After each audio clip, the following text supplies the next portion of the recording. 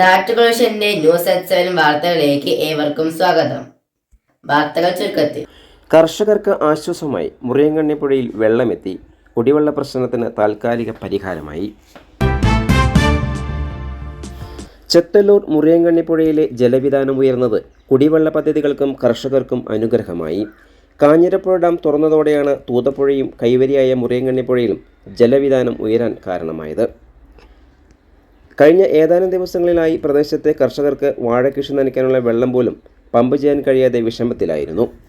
അതുപോലെ തന്നെയായിരുന്നു പുഴയിലെ കുടിവെള്ള പദ്ധതിയുടെ കിണറിലേക്ക് വെള്ളം എത്താത്തതും നിരവധി കുടുംബങ്ങളെ പ്രതിസന്ധിയിലാക്കിയിരുന്നു.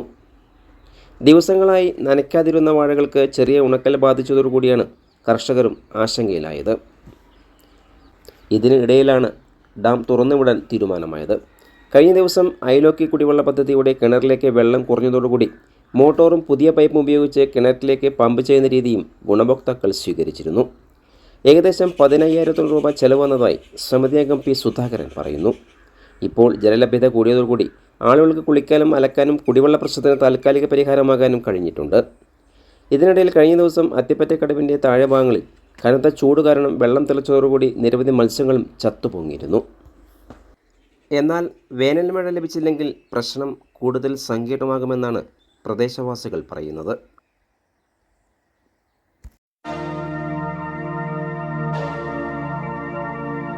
വിദ്യാഭ്യാസത്തിന്റെ അർത്ഥവും ആഴവും തേടുന്ന ഒരു പാഠശാല.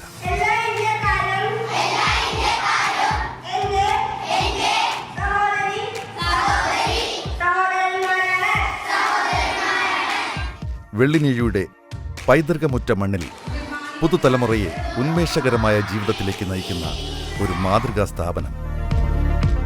കുറ്റാനിശ്ശേരി AUP സ്കൂൾ. മികച്ച നിലവാരമുള്ള ലബോറട്ടറി, ഗണിതശാസ്ത്ര അഭിരുചി വളർത്താൻ അബാക്കസ്, കായിക മികവിനുള്ള പരിശീലനം, സാങ്കേതികമായി ഉന്നത നിലവാരം. ഇതൊക്കെ ഈ വിദ്യാക്ഷേത്രത്തിന്റെ സവിശേഷതകൾ.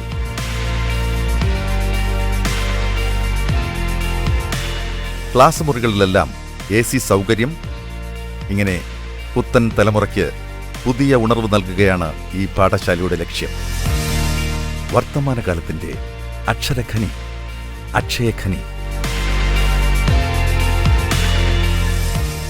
1 മുതൽ 7 വരെയുള്ള ക്ലാസുകളിലേക്ക് അഡ്മിഷൻ ആരംഭിച്ചു കഴിഞ്ഞു.